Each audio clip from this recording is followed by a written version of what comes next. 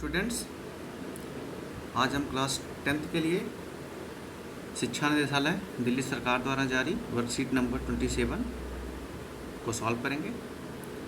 ये class 10th की worksheet है। तो जैसा कि आपको पता है, सबसे पहले आपको अपना नाम और आपके क्लास टीचर का नाम लिखना है और उसके बाद हम वर्कशीट पे चलते हैं। तो आज की वर्कशीट का जो पहला वो है विषय है सामाजिक विज्ञान और उसका पार्ट जो भूगोल है उस पर है।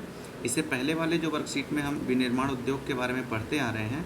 आज भी आपका जो विषय है विनिर्माण उद्योग, लेकिन विनिर्माण उद्योग के बारे में कैसी स्थिति होती है, उनके लिए बाज़ार कैसा होना चाहिए, श्रम कैसा होना चाहिए, कैसे यातायात के साधन होने चाहिए, ये सब हम पिछली वर्कशीट में पढ़ चुके हैं। तो आज हम पढ़ेंगे उद्योग द्वारा जो प्रदूषण उत्पन्न होता है वो मानव के ऊपर, पर्यावरण के ऊपर, हमारे जो डाइवर्सिटी है, बायोलॉजिकल डाइवर्सिटी यानी जैव विविधता है, उस पर क्या दुष्प्रभाव पड़ते हैं, ये हम पढ़ेंगे।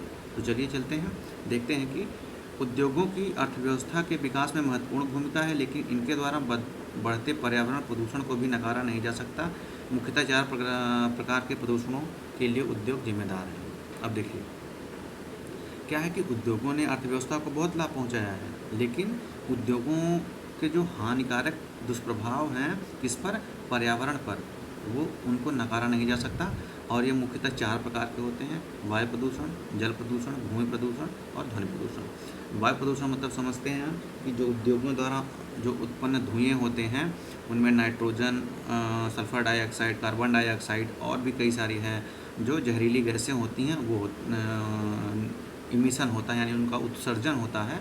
और वो पर्यावरण की जो अन्य गैसें हैं उनके साथ मिल करके जो हमारा जो जैव विविधता है उसके जीवों पर, उन पर बहुत ही दुष्प्रभाव डालती हैं। जैसे कि आप देखते होंगे दिल्ली में स्मॉग उत्पन्न हो जाता है ठंडियों में, मतलब इतनी ज़्यादा धुंध हो जाती है, इतना जहरीली हवा हो जाती है।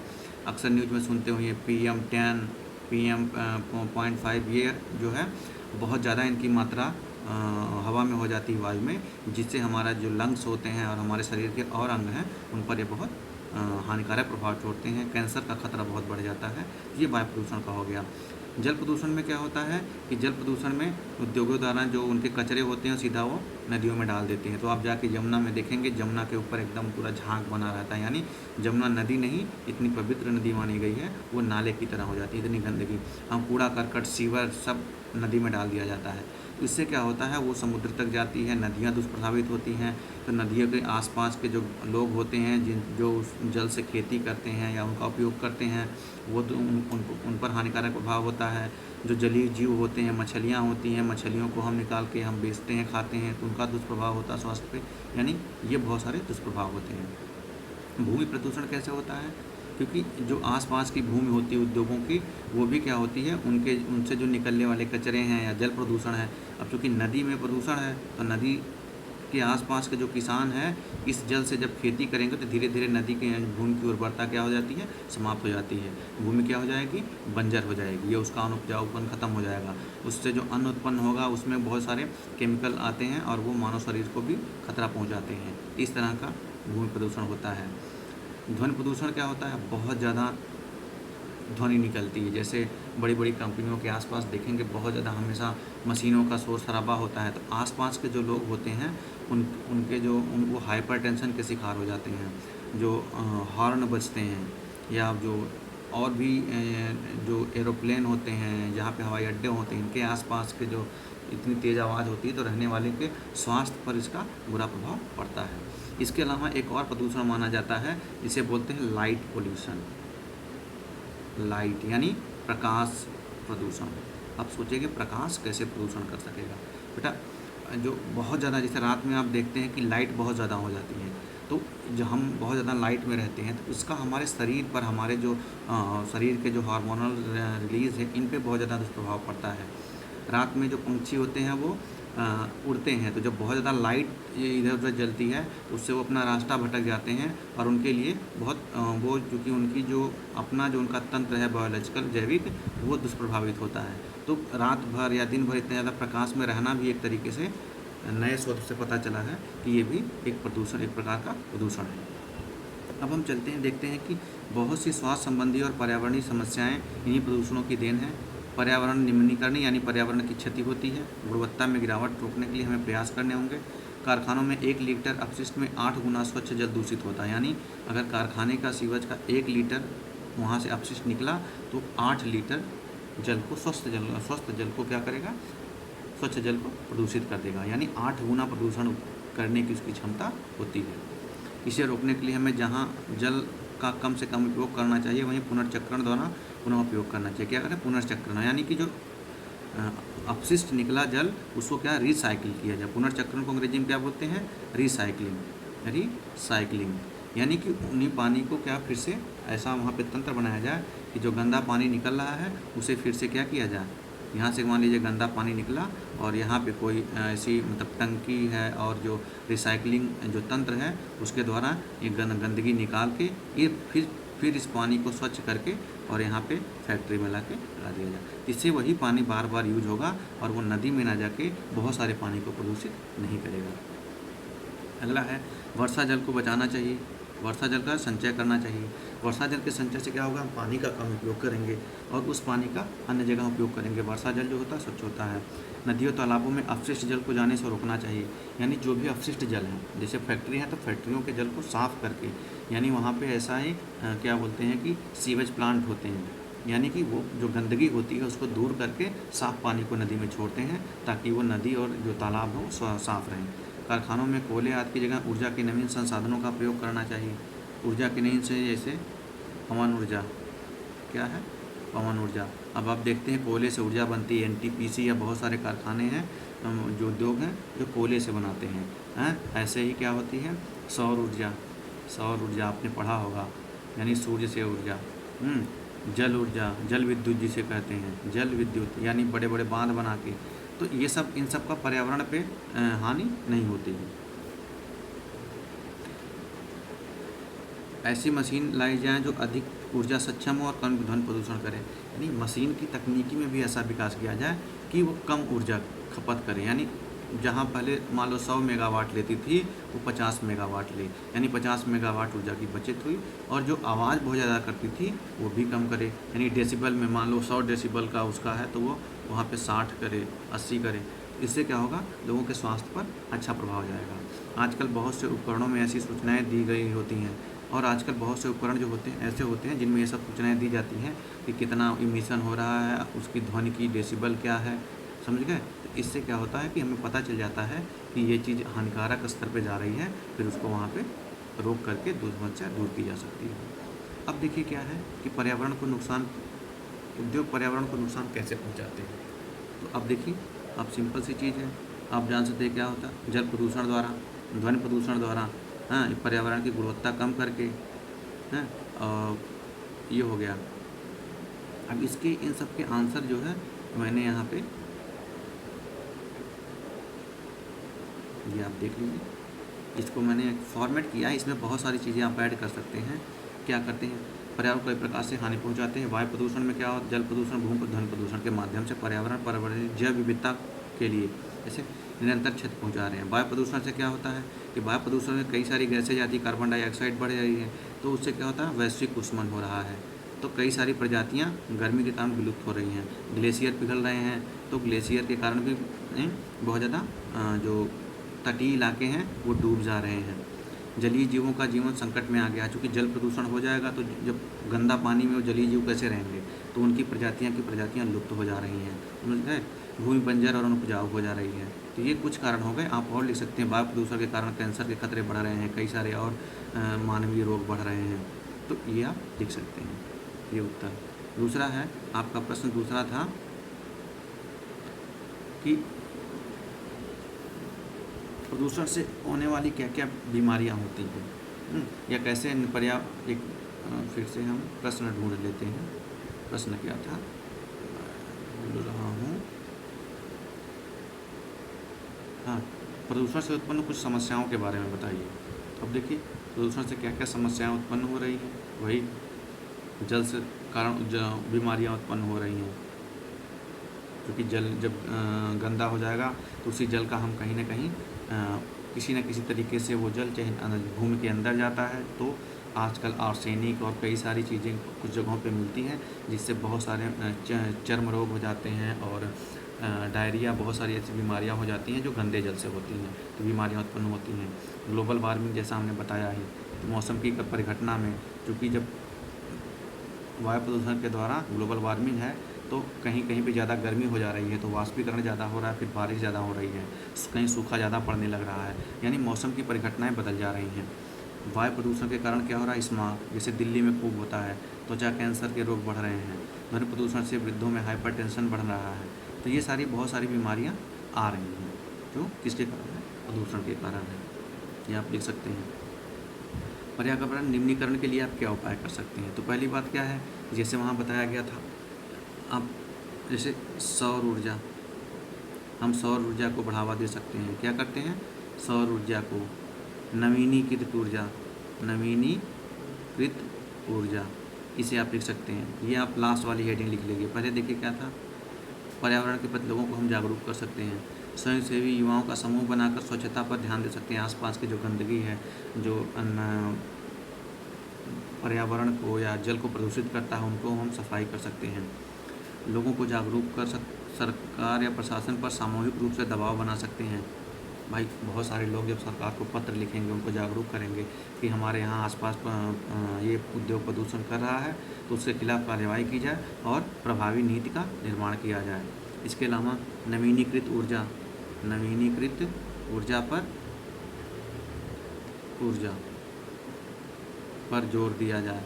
जैसे आप आजकल न्यूज़ में देख रहे होंगे, भारत के प्रधानमंत्री कई जगह सोलर ऊर्जा प्लांट, जैसे इंदौर में और राजस्थान में कई जगह पे उन्होंने सौर ऊर्जा प्लांट का क्या किया है, उद्घाटन किया है। यानी अब सूरज की रोशनी से ऊर्जा बनेगी और उससे फैक्ट्रियाँ चलेंगी। क्या चलेंगी, फैक्ट्री चलेगी। इससे क्या होगा, इससे प्रदूषण कम होगा। और आपका जो लास्ट प्रश्न था वो था कि आप अपने माता पिता के साथ बाज़ार से घरेलू उपकरण खरीदने गए हैं, आप उन्हें उपकरण खरीदने में कौन सी बात ध्यान रखने को कहेंगे। तो पहली बात आप रखेंगे कि जो उत्पाद है वह पर्यावरण मित्र हो। अब पर्यावरण मित्र का मतलब ये होता है वो पर्यावरण को हानि ना पहुंचाने वाला हो, समझ गए ना। दूसरी चीज़, वो उसका पुनर्चक्रण किया जा सके। यानी आप ऐसे उत्पाद, पता है, आप पॉलीथीन मत खरीदिए, आप जो जूट के जो थैले हैं या जो उनको खरीदिए, ताकि उनका क्या पुनर्चक्रण किया जा सके और वो जल्दी ही ख़राब होने पर भी वो जल्दी क्या होते हैं, वो ज़मीन के अंदर या उनका क्या होता है, विघटन हो जाता है और वो ना तो पर्यावरण को हानि पहुंचाते हैं ना तो भूमि को। इस तरह से उनमें ऊर्जा फ्रेंडली हो, यानी कि ऐसे उत्पाद हों जो कम ऊर्जा की खपत करते हो। जैसे मान लीजिए आप फ्रिज लेने जा रहे हो, ऐसा फ्रिज हो जो उतना ही काम करे लेकिन वो क्या करे, ऊर्जा की कम बचत करे। आप बल्ब लेने जा रहे हो तो आप एलईडी बल्ब लीजिए, आप नॉर्मल सामान्य सा बल्ब मत लीजिए, क्योंकि ये कम ऊर्जा में ज़्यादा प्रकाश देता है। तो आप इन सब चीज़ों का ध्यान रख सकते हैं। तो ये आपकी आज एसएसटी की क्या बोलते हैं, वर्कशीट रही। आशा है आपको ये हमने काफ़ी डिटेल में समझाया है, आपको ये समझ आ गया होगा। और आपको अगर इसमें कोई दिक्कत है तो आप नीचे कमेंट करके हमसे पूछ सकते हैं।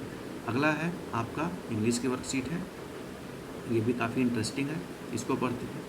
इसमें क्या है कि you read information from the following passage from A online newsletter. आप एक ऑनलाइन न्यूज़लेटर पर क्या पढ़ते हैं, एक सूचना पढ़ते हैं। क्या वो किसके द्वारा न्यूज़लेटर है, डेविड पेरेल के द्वारा, एक फेमस अमेरिकन एंथ्रोपोलॉजिस्ट। एंथ्रोपोलॉजिस्ट मतलब होता है मानव शास्त्री। क्या, मानव शास्त्री। उन्होंने एक मार्गरेट रीड जो कि एंथ्रोपोलॉजिस्ट है उनके बारे में बताया है। अब क्या है, एंथ्रोपोलॉजिस्ट मार्गरेट मीड से एक प्रश्न पूछा गया एक स्टूडेंट के द्वारा, किसी की what she considered to be the first sign of civilisation in the culture. एक स्टूडेंट ने मार्गरेट मीड से पूछा कि आपके विचार में ऐसी क्या चीज़ है जो हमारी संस्कृति में बताती है कि ये साइन ऑफ सिविलाइजेशन, सिविलाइजेशन मतलब होता है सभ्यता, कि हमारी संस्कृति यानी हमारे संस्कृति में लोग सभ्य थे।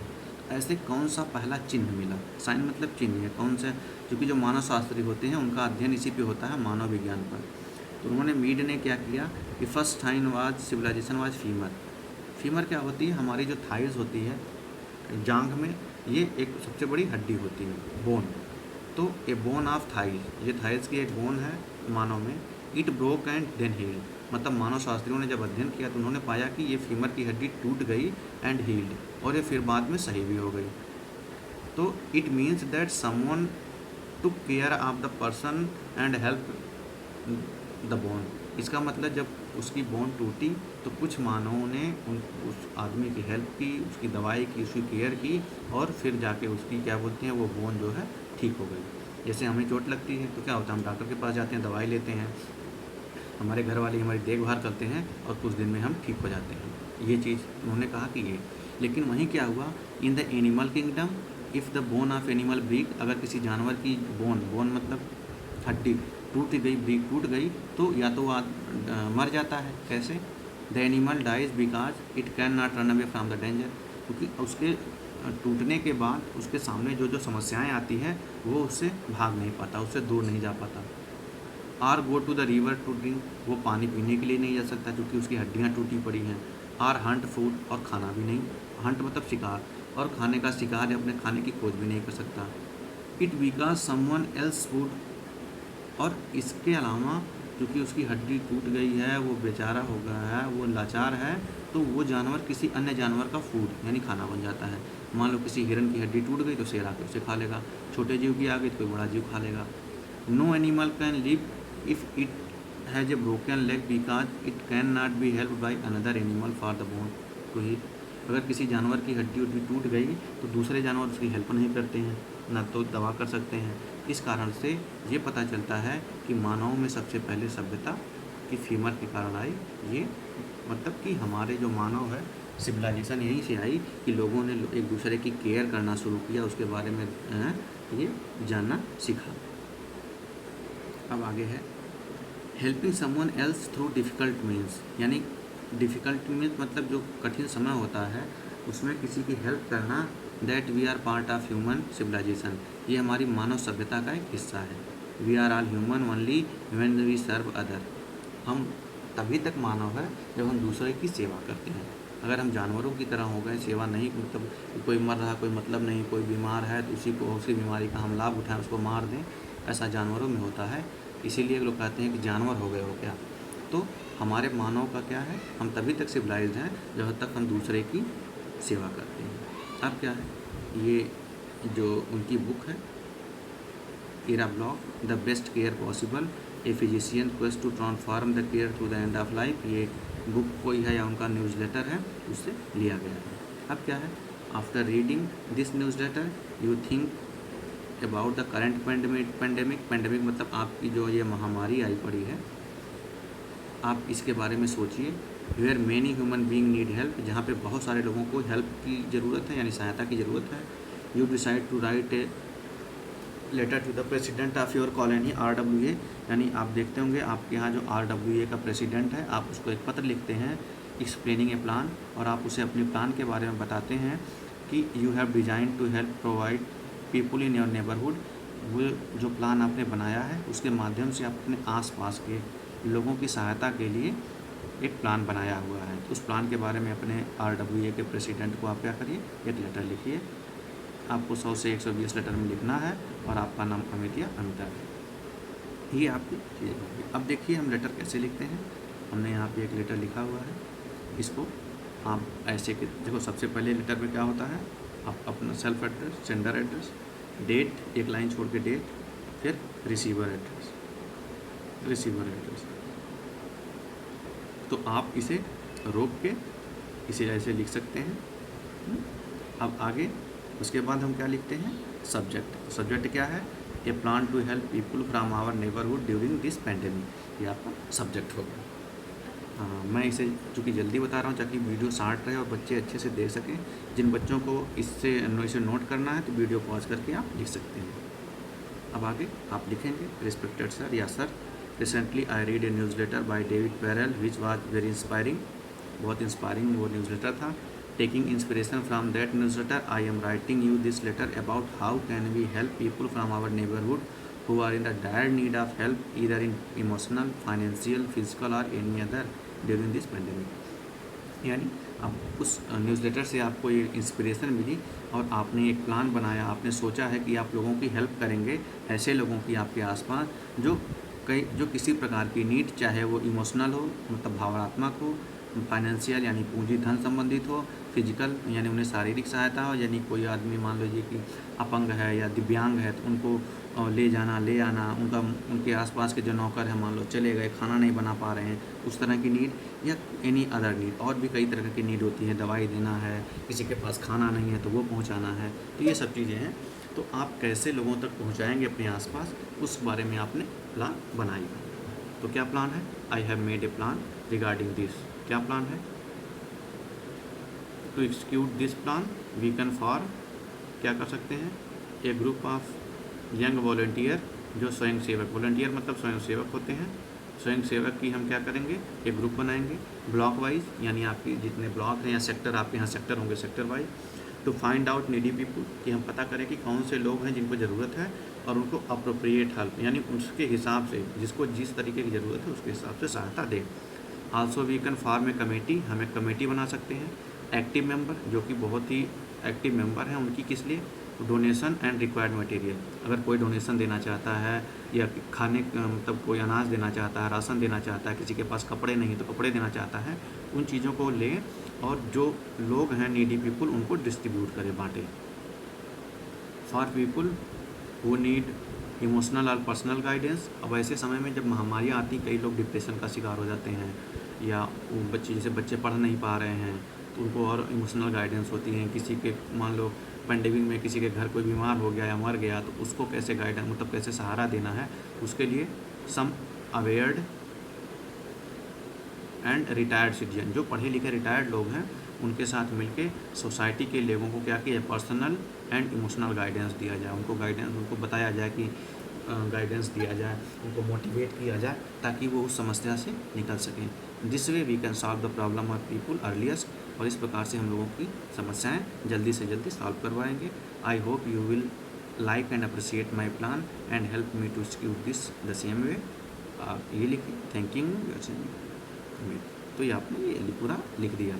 अब क्या है, आपको जहाँ भी दिक्कत है आप वीडियो रोक के इसे देख सकते हैं और इसे नोट कर सकते हैं। हमें आशा है कि आपको हमारा ये वीडियो पसंद आया होगा, और अगर आपको ये वीडियो पसंद आया हो तो आप इसे लाइक करिए, अपने दोस्तों के साथ शेयर करिए और हमारे चैनल को सब्सक्राइब करिए ताकि आपको लगातार नए नए वीडियो मिलते रहें। धन्यवाद।